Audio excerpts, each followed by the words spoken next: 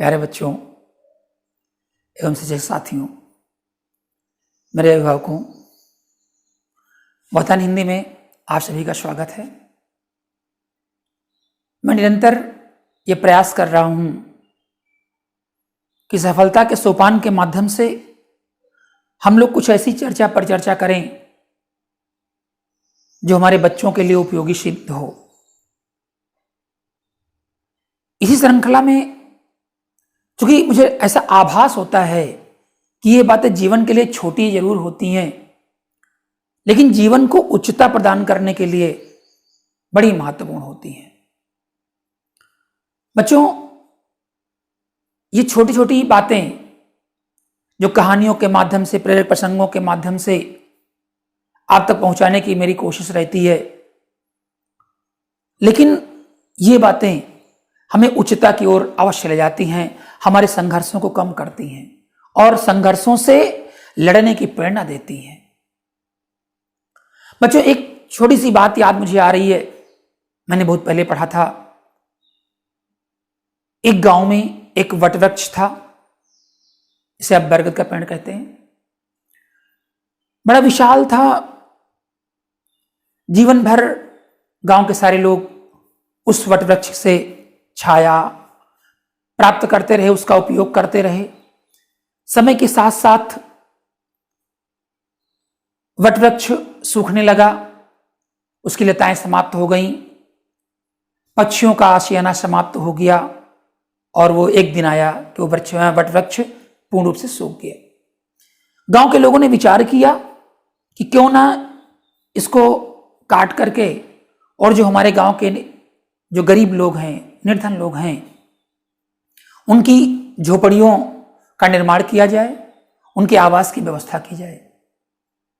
सब लोगों ने विचार करके और कुल्हाड़ी, आरी आदि लेकर के उसे काटने के लिए जैसे ही चले, जो पेड़ के बगल में दूसरा छोटा सा पेड़ था, उसने कहा उस वटवृक्ष से, दादा देखा ये गांव के लोग कितने स्वार्थी होते हैं, इन्होंने जीवन भर आपका उपयोग किया, आपका प्रयोग किया, लेकिन अब जब आप अशक्त हो गए हैं तब ये आपको नष्ट करने के लिए तैयार हैं।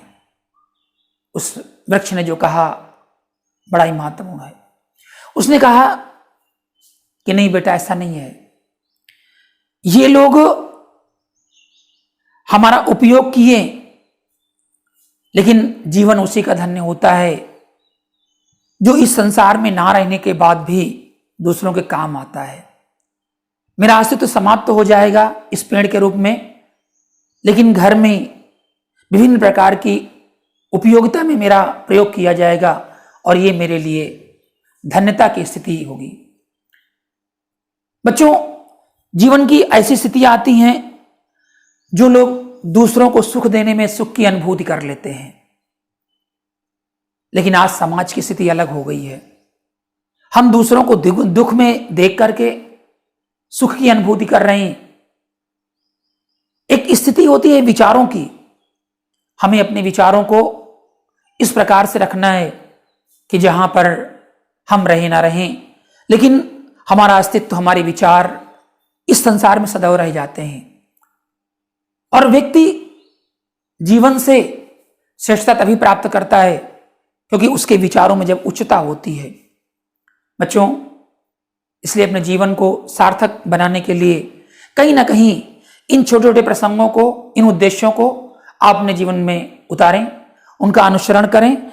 दो पंक्तियों के माध्यम से जो मैंने आपसे यहां आपके लिए कही हैं, उन्हें सुनिएगा कि साथ चलने का जब हुनर आया, साथ चलने का जब हुनर आया, बड़े अदब से वे बोले कि मेरा घर आया, बड़े अदब से वे बोले कि मेरा घर आया, और मेरी